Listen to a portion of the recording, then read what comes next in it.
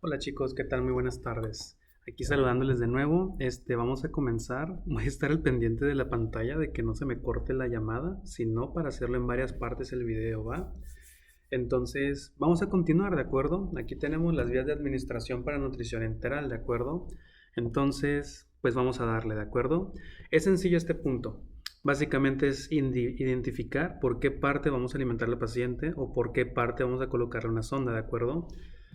Para ser más críticos con ese tema, bueno, estas vías de administración son las formas en que se introduce la nutrición directamente al tracto gastrointestinal, ¿de acuerdo?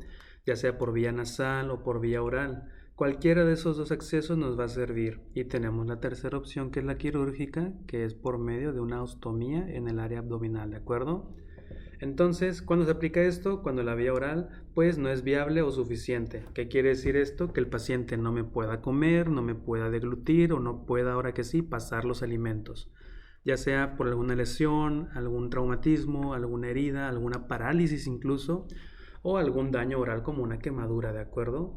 Hay diferentes situaciones por las cuales el paciente no va a poder comer, pero pues al final del día nosotros como nutriólogos somos los expertos en el área. Por lo tanto, pues sí podemos abordar este tipo de situaciones, ¿de acuerdo? Iniciando, pues tenemos la vía oral, claramente, ¿de acuerdo? ¿Cuál es su definición? Administración de nutrientes por la boca, como ya lo habíamos dicho, usando alimentos convencionales, que sería la famosa nutrición artesanal, que consiste en cocer los alimentos, pero posteriormente licuarlos y claramente pues diluirlos para que no se vayan a atascar sobre el tubo, ¿de acuerdo? Nosotros vamos a hacer una práctica de ello, entonces pues no se preocupen por ello, ¿va? Otra, también pueden ser suplementos vía oral. Ensure es de los más famosos o dietas líquidas, ¿de acuerdo? Ejemplo, algún por así decirlo, batido, suplemento líquido que se pueda administrar, ¿de acuerdo? Por ejemplo, un suplemento de proteína. Indicaciones, muy importante. Para que sea la vía oral, en este caso, bueno, aquí estamos hablando ya de un tubito por la boca o en este caso que la boca pueda ser funcional 100%, ¿de acuerdo? Indicaciones, pacientes conscientes. El paciente tiene que estar despierto, de lo contrario no puede comer. Reflejo de deglución conservado significa que el paciente pueda tragar sin ahogarse o sin toser. Función gastrointestinal adecuada. Que el estómago genere ácido, que el intestino absorba y que el colon expulse, básicamente, ¿de acuerdo? Ejemplo de paciente, paciente con cáncer que presenta desnutrición moderada, va, tranquilo el asunto, pero conserva la capacidad de comer. ¿Qué significa? Que a pesar de la enfermedad el paciente aún está despierto, aún puede masticar y aún puede él utilizar su cuerpo para poder alimentarse a sí mismo, ¿de acuerdo? Ahora tenemos la sonda. Se utiliza cuando el paciente pues no puede cubrir todo su requerimiento del día por medio de la vía oral, ¿de acuerdo? Se cansa de comer o simplemente ya no tiene apetito para más, ¿de acuerdo? Pueden haber náuseas, puede haber vómito, puede haber dolor, infinidad de cosas, chicos. Sin embargo, ahora vamos a utilizar una sonda, que es el tubito que les mencionaba que puede entrar por la boca o por la nariz sin ningún problema, ¿de acuerdo? Aquí tenemos las características. Tenemos la primera, sonda que va desde la nariz al estómago. También puede ser por la boca, pero es muy raro y el paciente tendría que estar inconsciente, ¿de acuerdo? ¿Por qué razón? Si ustedes se pusieran un tubito en la boca estando despiertos, créanme que en algún punto lo van a morder y lo pueden romper. Es por eso que siempre se utiliza la nariz, ¿de acuerdo? Indicaciones, nutrición a corto plazo, menos a 4, algunas personas dicen que es menos de 6, va a depender, ¿de acuerdo? Ahora que sí, ambos criterios son correctos, ustedes deciden porque cada quien tiene su propio criterio clínico, ¿de acuerdo? Si el paciente va a durar menos de 4 semanas con algún soporte nutricional, en este caso enteral, tiene que ser sonda, ¿de acuerdo? Mayor a 4 semanas, mejor una ostomía, que es una cirugía en el área abdominal, ¿de acuerdo? Otra, pacientes con alteración de la deglución, pero con vaciamiento gástrico conservado. ¿Qué me quiere decir esto? Que el paciente no deglute, se ahoga, tose, etc. Pero el vaciamiento del estómago se conserva, o sea que el estómago aún funciona, ¿de acuerdo? Mientras el estómago funcione, toda sonda que coloquemos va ahí. no al intestino, va al estómago, ¿de acuerdo? Ejemplo clínico, accidente cerebrovascular con disfagia. ¿Qué es un accidente cerebrovascular? Un infarto cerebral. ¿Esto qué va a causar? Parálisis facial. Puede que el paciente no pueda masticar, puede que no pueda hablar, puede que ni siquiera pueda abrir la boca. Entonces optamos por colocar una sonda y facilitar la administración de nutrientes. ¿Va que va? Prosiguiendo. Nasoduodenal, ¿de acuerdo? También tenemos el yeyuno, pero ahorita llegamos a eso. No se me desesperen, ¿va? Definición. Pues es una sonda que va de la nariz al duodeno, valga la redundancia, ¿de acuerdo? Hasta lógica tiene el comentario. ¿A quién se indica? Pacientes con riesgo de aspiración o gastroparesia leve.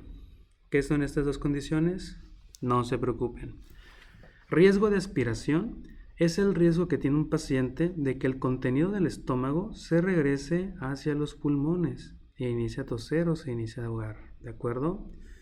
Gastroparesia es básicamente parálisis leve, moderada o grave, dependiendo la categoría o la clasificación, pero siempre va a ser parálisis del estómago. Nutrición postpilórica. Significa que tal vez al paciente le hicieron una cirugía en el estómago, tiene alguna perforación o herida y obviamente pues ocupamos alimentar después del píloro, que es el esfínter que está entre el estómago y el intestino delgado, o sea, el duodeno. Entonces al decir postpilórica nos hacemos referencia a duodeno, ¿de acuerdo? Ejemplo clínico, gastroparesia diabética. Es una enfermedad en la cual la diabetes está tan complicada que está iniciando a provocar parálisis en ciertos órganos, ¿de acuerdo? ¿Y esto por qué? Porque el exceso de glucosa inicia a romper lo que es la mielina que recubre los nervios. Y esto hace que los nervios queden expuestos, sean saturados con el azúcar y terminen muriendo, ¿de acuerdo? Sí es una enfermedad algo grave, causa parálisis en casi todo el cuerpo y es la que causa, por así decirlo, necrosis o que las partes del cuerpo como pies o manos se pongan negras. Pero es un caso clínico muy particular.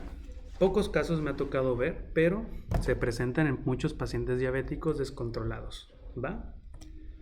Ahora tenemos sonda nasoyeyunal, la más clásica, la más utilizada y la más aceptada por todos, ¿de acuerdo? ¿Qué pasa aquí? Bueno, es una sonda que va desde la nariz hasta el yeyuno, valga la redundancia nuevamente. Indicaciones ante intolerancia gástrica o riesgo elevado de aspiración. Si el paciente siempre está acostado, siempre está teniendo vómitos, siempre está teniendo reflujo, es un paciente con alto riesgo de aspiración. Mejor no le damos alimento al estómago, se lo damos al intestino delgado. Y para tener más seguridad y que el riesgo no sea elevado, mejor lo ponemos más adelante, o sea, en el yeyuno, que estaríamos hablando que son 30 centímetros más adelante de lo que es nuestro estómago. De esa manera la sonda no se recorre y pues el estómago queda protegido, por así decirlo. Ejemplo clínico, pancreatitis aguda grave, ¿de acuerdo? ¿Por qué esto, chicos? Porque lo que es la pancreatitis pues es una enfermedad o afección que está en este caso relacionada con el páncreas, causa infección, causa piedras o cálculos y en este caso causa dolor, ¿de acuerdo? Recordemos que lo que es el páncreas está justamente detrás del estómago, pero recordemos también que los túbulos pancreáticos se conectan directamente con el duodeno, por lo tanto ahí desemboca lo que es el jugo pancreático y la bilis. Cada vez que se inicia a estimular este órgano, pues lógicamente va a generar un dolor, ¿de acuerdo? Por lo tanto, la sonda nasoyeyunal es la más adecuada. Ahora vamos con lo interesante, sondas con técnica quirúrgica, ¿de acuerdo? Este es para una nutrición a largo plazo, mayor a 4 o 6 semanas, dependiendo de la bibliografía, ¿de acuerdo? Esto es cuando el paciente de plano no tiene esófago, no se puede usar el estómago y la vía oral queda inservible, ¿de acuerdo? Para eso tenemos la gastrostomía, que es la más clásica y también una de las más graciosas. ¿Por qué razón? Porque para poder comprobar que la gastrostomía está bien colocada, hay que agarrar la pequeña sondita y tenemos que jalarla como si fuera un globito. Entonces, pues ahí está rebotando por dentro, ¿de acuerdo? Pero bueno, esta sonda está colocada directamente al estómago. Es endoscópica, por lo cual el cirujano en este caso hace una pequeña perforación en el cuadrante abdominal para poder perforar el estómago directamente, ¿de acuerdo? Indicaciones. Pues tenemos pacientes con obstrucción orofaringea o necesidades prolongadas de soporte nutricional. ¿Qué quiere decir esto? Que por meses el estómago va a estar, ahora que sí, en esta situación, dado que el esófago o la vía oral como tal, pues están inservibles.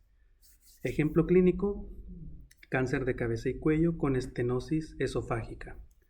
Este cáncer por lo regular tiende a invadir lo que es la parte del cuello y esto hace que el esfínter, o por así decirlo el esófago, se quede inútil o obstruido, ¿de acuerdo? No podemos pasar una sonda, entonces, ni para qué moverle, ¿de acuerdo?